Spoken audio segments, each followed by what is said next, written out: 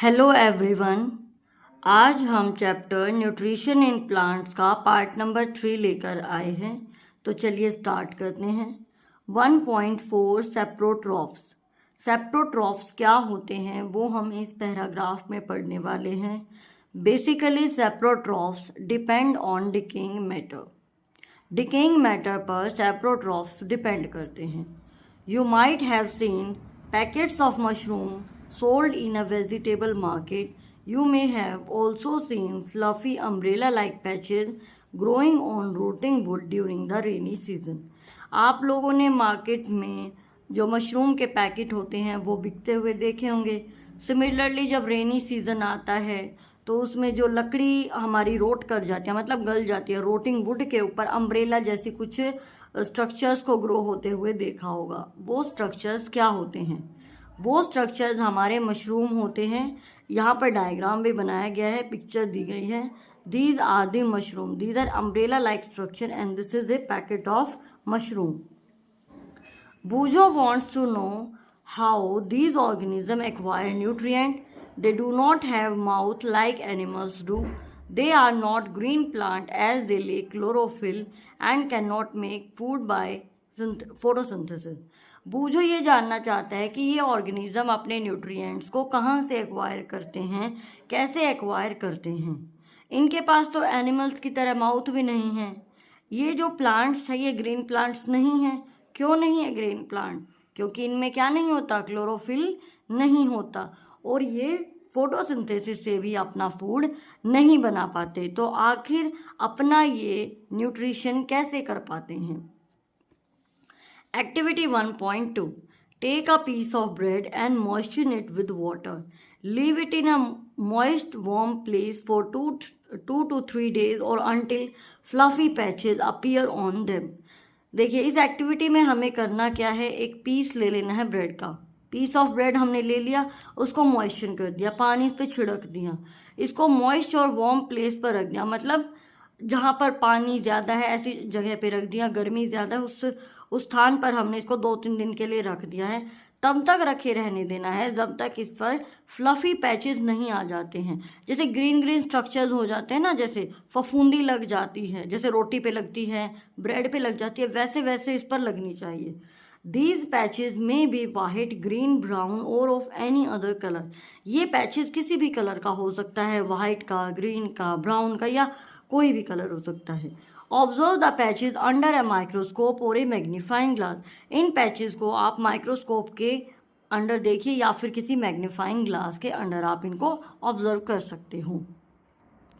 देखिए इधर एक पिक्चर भी दी गई है, fungi growing on the bread. ये हमारा ब्रेड दिखाया गया है, इसके ऊपर जो ग्रीन ग्रीन कलर का स्ट्रक्चर है that is called fungi.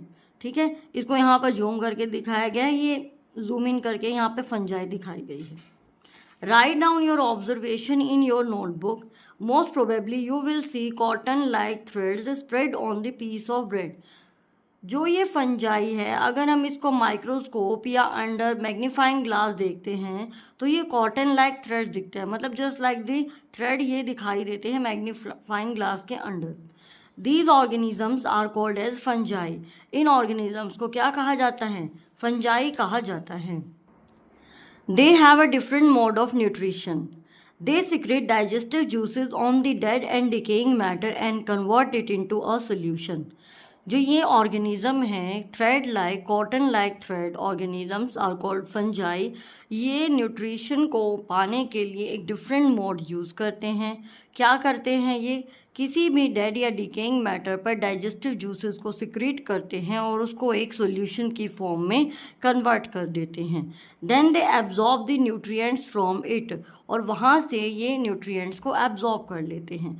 This mode of nutrition in which organism take in nutrients in solution form from dead and decaying matter is called saprotrophic nutrition. इस mode के अंदर क्या कर रहा है organism? Nutrients को ले रहा है, किस फॉर्म में? सोल्यूशन की फॉर्म में। कहाँ से? किसी भी डेड या फिर डिकेइंग मैटर से। इस प्रकार के न्यूट्रिशन को सेप्रोट्रॉफिक न्यूट्रिशन कहा जाता है। मीन्स इसके अंदर कोई भी ऑर्गेनिज्म जो है वो डेड और डिकेइंग मैटर पर डिपेंड करता है। डाइजेस्टिव जूसेस को सिक्रीट करता है, सॉल्यूशन फॉर्म में उसे कन्वर्ट करता है और वहाँ से अपने न्यूट्रिशन को एब्जॉर्ब करता है।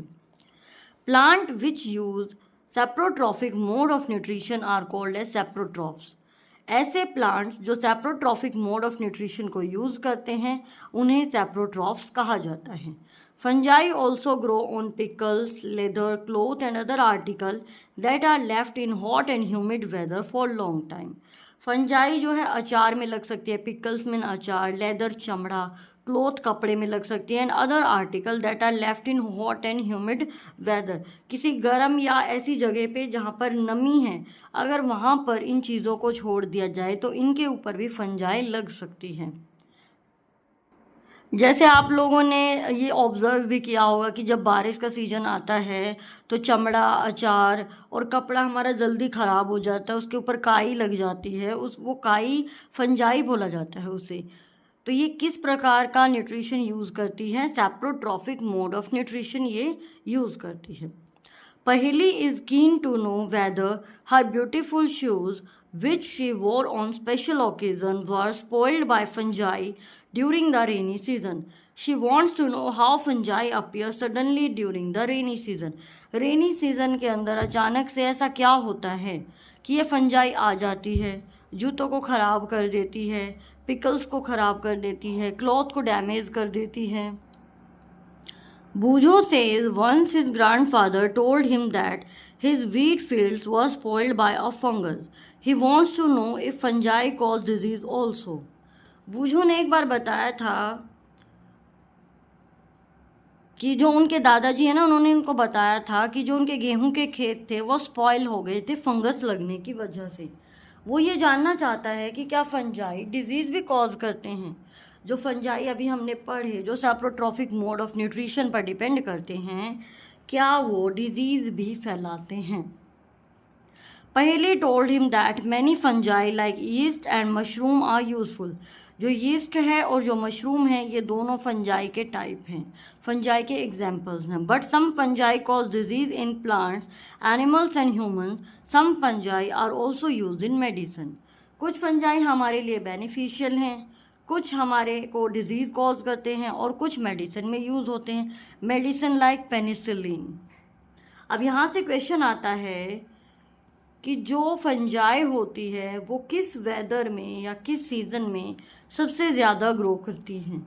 तो आंसर होगा रेनी सीज़न के अंदर, क्योंकि उसे हॉट एंड ह्यूमिड वेदर मिल जाता है जिसकी वजह से वो अपने आप को मल्टीप्लाई कर पाती है और उसकी ग्रोथ बढ़ जाती है। During the rainy season, they spoil many things. Ask your parents about the menace of fungi in your house. Rainy season आते ही जो फंजाई है वो काफ़ी चीज़ों को ख़राब कर देती है, डिजीज़ कॉज कर देती है, प्लांट्स में भी, ह्यूमंस में भी, एनिमल्स में भी। The fungal spores are generally present in the air. जो फंजाई के अंदर फंगल स्पोर्स होते हैं वो बेसिकली हमारी एयर में ही प्रेजेंट होते हैं। When they land on wet and warm things, they germinate and grow. जैसे ही वो किसी ऐसे स्थान पर लैंड करते हैं जो गर्म भी है और साथ में नमी भरा भी है, मतलब नमी है, वेट है, वो वार्म है, तो वो अपने आप को जर्मिनेट कर लेते हैं और वो ग्रो हो जाते हैं। Now can you figure out how we can protect our things from getting spoil. तो हम फंजाई को बढ़ने से कैसे रोक सकते हैं या फिर अपनी चीज़ों को हम कैसे प्रोटेक्ट कर सकते हैं फंजाई से। Some organism live together and share shelter and nutrients. कुछ ऐसे ऑर्गेनिज्म होते हैं जो साथ रहते हैं, शेल्टर को शेयर करते हैं और न्यूट्रिएंट्स को भी शेयर करते हैं, मतलब शेल्टर और nutrient both are shared among them. This is called symbiotic relationship. इस प्रकार के रिलेशनशिप को सिम्बायोटिक रिलेशनशिप कहा जाता है। क्यों? क्योंकि इसके अंदर ऑर्गेनिज्म साथ रहते हैं, शेल्टर भी शेयर करते हैं, न्यूट्रिएंट्स भी शेयर करते हैं। For example, certain fungi live in the roots of trees. कुछ फंजाई किसी ट्रीज की रूट्स में रहते हैं। The tree provide nutrient to the fungus. Tree nutrient provide करता है फंगस को। In return receive help from it to take up water and nutrient from the soil. और जो फंजाई है वो क्या हेल्प करता है ट्री की, वाटर और न्यूट्रिएंट्स को एब्जॉर्ब करने में हेल्प करता है। This association is very important for the tree. ये इस प्रकार का एसोसिएशन ट्री के लिए भी काफ़ी हेल्पफुल होता है। इन organism called lichens, A chlorophyll containing partner which is an alga and A fungus live together. Lichen एक तरह का ऑर्गेनिज्म है जिसके अंदर दो पार्टनर्स होते हैं। First one is the alga and second one is the fungus. Alga is a chlorophyll containing partner, means ये फोटोसिंथेसिस कर सकता है, ये क्लोरोफिल कंटेनिंग है। और दूसरा है हमारा फंगस, ये दोनों साथ रहते हैं। इन दोनों के कॉम्बिनेशन को क्या कहा जाता है, लाइकेन बोला जाता है। The fungus provides shelter, water and minerals to the alga. जो फंगस है वो एल्गा को क्या प्रोवाइड करती है, शेल्टर, रहने का स्थान, वाटर और minerals. In return the alga provides food which is prepared by photosynthesis. Alga food बना के फंगस को प्रोवाइड करती है, because alga is a chlorophyll containing partner. Chlorophyll है उसके अंदर, वो फोटोसिंथेसिस करके फूड को बना सकता है। तो इन दोनों के रिलेशनशिप को क्या कहा जाता है, क्या कहा जाता है, लाइकेन बोला जाता है। मीन्स लाइकेन के अंदर दो पार्टनर है, first one is the alga and second one is the fungus. तो चलिए नेक्स्ट टॉपिक आता है हमारा 1.5, how nutrients are replenished in this soil. Soil के अंदर न्यूट्रिएंट्स बार बार कैसे बन जाते हैं, कैसे अपनी उस कमी को वो पूरा कर पाते हैं। Have you seen farmers spreading manure or fertilizer in the fields or gardeners using them in lawns or in pots?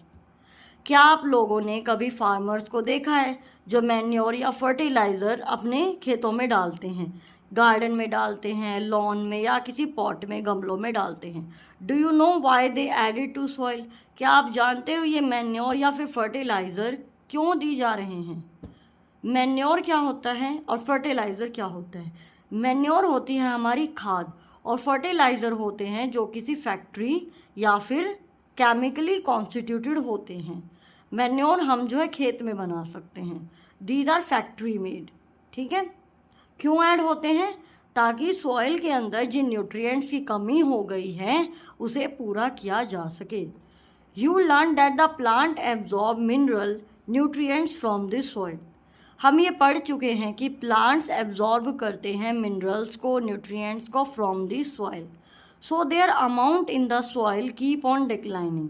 तो उनकी अमाउंट सॉइल के अंदर कम होती जाती हैं। Fertiliser and manure contain plant nutrients such as nitrogen, phosphorus and nitrogen, potassium and phosphorus. Fertiliser और manure के अंदर प्लांट न्यूट्रिएंट होते हैं, इन्हें शॉर्ट फॉर्म में बोला जाता है NPK। Nitrogen, potassium and phosphorus इनके अंदर होते हैं फर्टिलाइजर और मैन्योर में। These nutrients need to be added from time to time to enrich the soil. ये न्यूट्रिएंट बार बार से हमें सॉइल में डालने पड़ते हैं। We can grow plants and keep them healthy if we can fulfill the nutrient requirement of plant. अगर हम plant की न्यूट्रिएंट की रिक्वायरमेंट को पूरा कर देते हैं तो जो हमारे प्लांट्स हैं वो हेल्दी ग्रो हो सकते हैं।